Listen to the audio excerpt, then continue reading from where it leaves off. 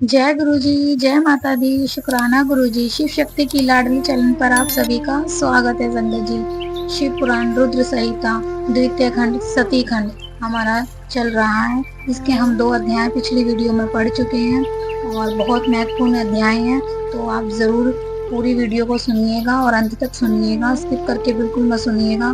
मैं बस इतना ही कहना चाहूंगी कि अधूरा ज्ञान हमेशा कष्टदायक होता है, तो हम पर घर बैठे महादेव और माता पार्वती ने हम पर इतनी कृपा करी है कि हम उनकी शिव पुराण में जितनी भी लीलाएं हैं और उनका जितना भी कार्य उन्होंने किया और इस सृष्टि को कैसे रचा, सब कुछ हम घर बैठे जान सके।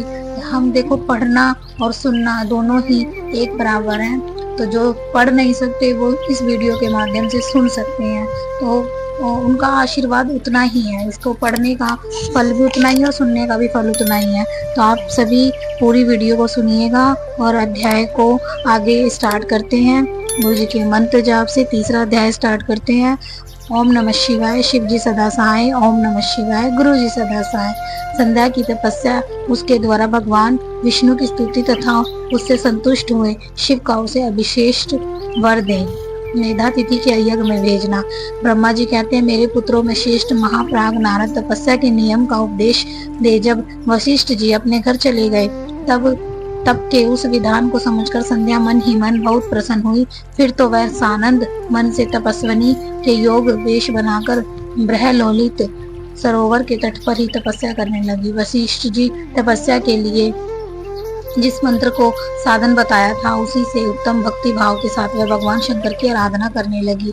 उसने भगवान शिव में अपने चित्त को लगा दिया और एकाग्र मन से वही बड़ी भारी तपस्या करने लगी। उस तपस्या में लगे हुए उसके 4 युग व्यतीत हो गए।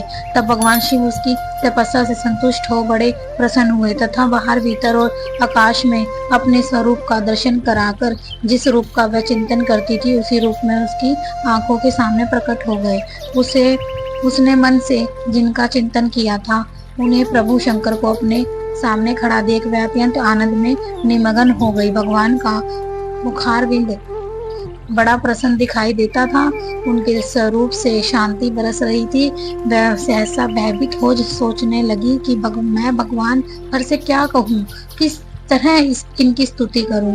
इसी चिंता में पड़कर उसने अपने दोनों नेत्र बंद कर लिए।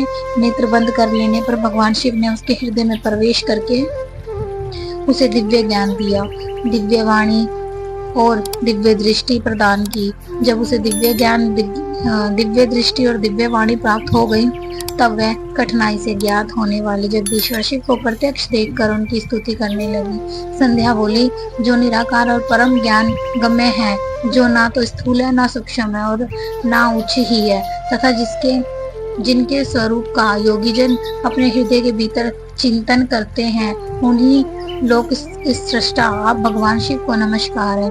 जिन्हें शर्व कहते हैं, जो शांत स्वरूप निर्मल निर्विकार और ज्ञान गम्य है, जो अपने ही प्रकाश में स्थित हो प्रकाशित होते हैं, जिनमें विकार का अत्यंत अभाव है, जो आकाश मार्ग की भांति निर्गुण निराकार बताए गए हैं, तथा जिनका रूप अज्ञान अंधकार मार्ग से सर्वथा परे है, उन नित्य प्रसन्न आप भगवान शिव को मैं प्रणाम करती हूँ, जिनका रूप एक अद्वितीय शुद्ध बिना माया के प्रकाशमान सच्चिदानंद मैं सहज निर्विकार नित्यानंद में सत्य ऐश्वर्य से युक्त प्रसन्न तथा लक्ष्मी को देने वाला है।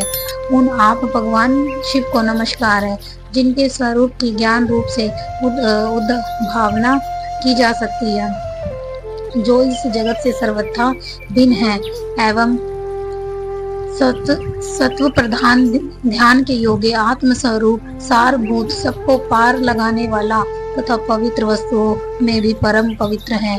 उन आप महेश्वर को मेरा नमस्कार है।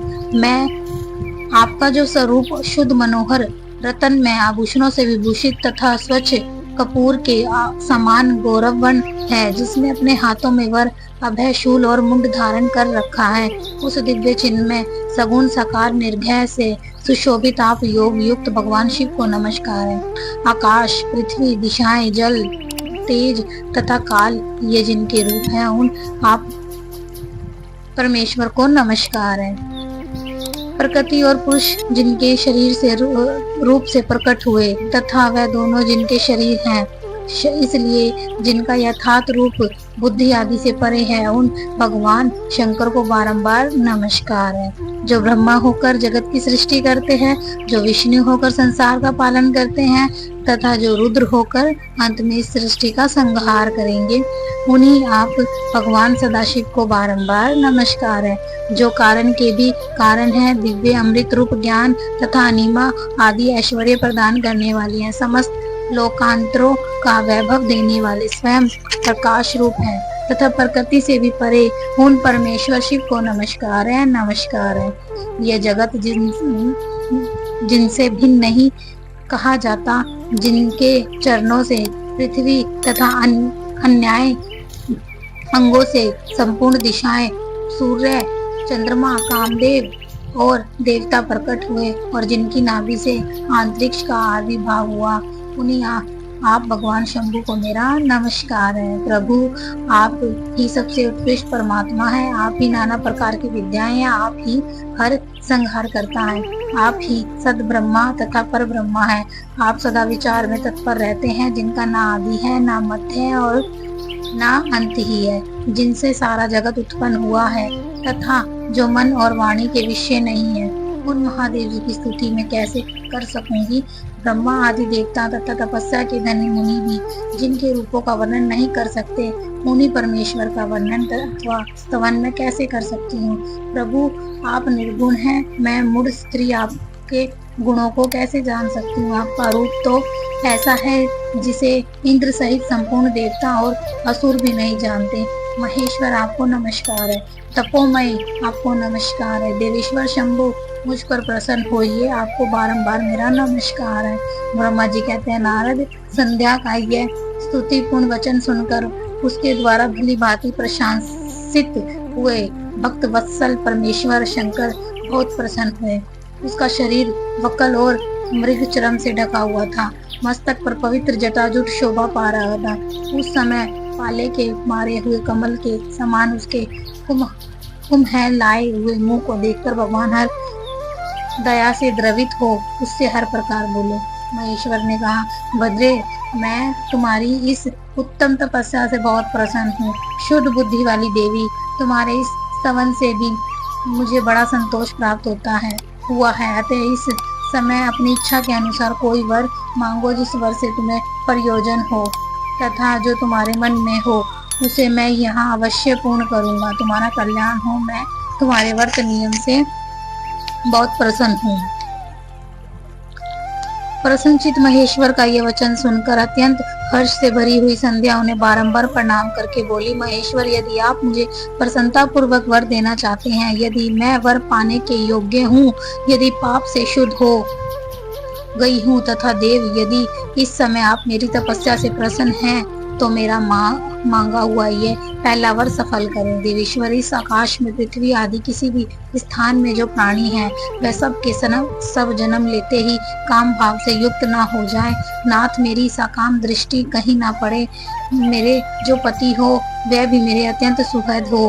पति के अतिरिक्त जो भी पुरुष मुझे सकाम भाव से देखे, उसके पुरुष तत्व का नाश हो जाए, वह तत्काल नपुंसक हो जाए। निष्पाप संध्या का यह वचन सुनकर प्रसन्न हुए भक्त वत्सल भगवान शंकर ने कहा, देवी संध्या, सुनो। भद्रे, तुमने जो जो वर मांगा है वह सब तुम्हारी तपस्या से संतुष्ट होकर मैंने दे दिया। प्राणियों के जीवन में मुख्यतः 4 अवस्थाएं होती हैं। पहली शेषवावस्था, दूसरी कौमारावस्था, तीसरी यौवनावस्था और चौथी वृद्धावस्था।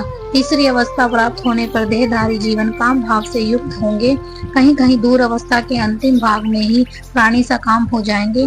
तुम्हारी तपस्या के प्रभाव से मैंने जगत में सकाम भाव के उदय की यह मर्यादा स्थापित कर दी है, जिससे देहधारी जीव जन्म लेते ही कामरक्त सख्त ना हो जाए। तुम भी इस लोक में वैसे ही दिव्य सती भाव को प्राप्त करो, जैसा तीनों लोकों में दूसरी किसी स्त्री के लिए संभव नहीं होगा। वाणी ग्रहण करने वाले पति के सिवा जो कोई भी पुरुष सकाम होकर तुम्हारी ओर देखेगा, वह तत्काल नपुंसक होकर दुर्बलता को प्राप्त हो जाएगा। तुम्हारे पति महान तपस्वी तथा दिव्य रूप से संपन्न एक महाभाग महर्षि होंगे, जो तुम्हारे साथ 7 कल्पों तक जीवित रहेंगे। तुमने मुझसे जो वर मांगे थे वह सब मैंने पूर्ण कर दिए। अब मैं तुमसे दूसरी बात कहूँगा जो पूर्व जन्म से संबंध रखती है। तुमने पहले से ही यह प्रतिज्ञा कर रखी कि मैं अग्नि में अपने शरीर को त्याग दूंगी। उस प्रतिज्ञा को सफल करने के लिए मैं तुम्हें एक उपाय बताता हूँ, उसे निसंदेह करो। मुनिवर, मेधा तिथि का एक यज्ञ चल रहा है जो 12 वर्षों तक चालू रहने वाला है। उसमें अग्नि पुण्यता प्रवचलित है। तुम बिना विलंब किए उसी अग्नि में अपने शरीर का उत्सर्ग कर दो। इसी पर्वत को उपत्यका मैं चंद्रभागा नदी के तट पर तप ताप आश्रम में मुनिवर वेदातिथि महायज्ञ का अनुष्ठान करते हैं। तुम स्वच्छता पूर्वक वहां जाओ। मुनि तुम्हें वहां देख नहीं सकेंगे। मेरी कृपा से तुम मुनि की अग्नि से प्रकट हुई पुत्री होगी। तुम्हारे मन में जिस किसी स्वामी को प्राप्त करने की इच्छा हो उसे हृदय में धारण करके उसी का चिंतन करते हुए तुम अपने शरीर को उस यज्ञ की अग्नि में होम दो। संध्या, जब तुम इस पर्वत पर 4 युगों तक के लिए कठोर तपस्या कर रही थी, उन्हीं दिनों तक चतुर्युगी का सत्ययुग बीत जाने पर त्रेता के प्रथम भाग में प्रजापति दक्ष के बहुत सी कन्याएं हुई। उन्होंने अपनी उन सुशीला कन्याओं का यथा योग्य वरों के साथ विवाह कर दिया।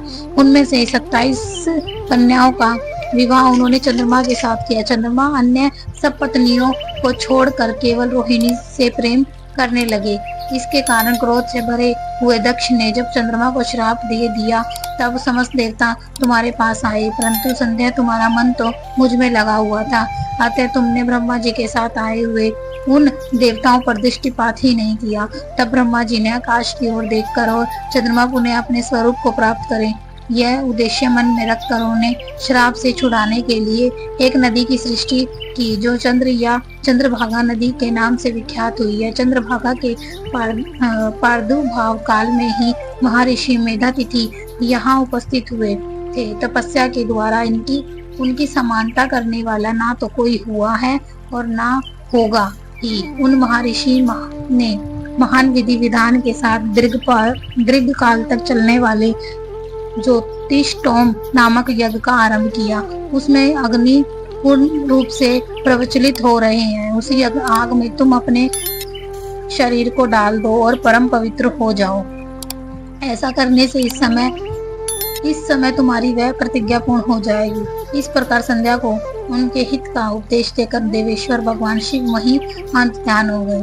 तो चलिए संगत जी, ये अध्याय यहीं समाप्त होता है, तीसरा अध्याय। और ये अध्याय बहुत ही महत्वपूर्ण है, आप इसे जरूर सुनिएगा।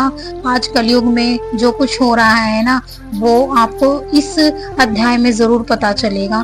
तो आप इस अध्याय को जरूर सुनिएगा। मैं अपनी वाणी को यहीं समाप्त करती हूँ। जय गुरु जी, जय माता दी, शुक्राना गुरु जी।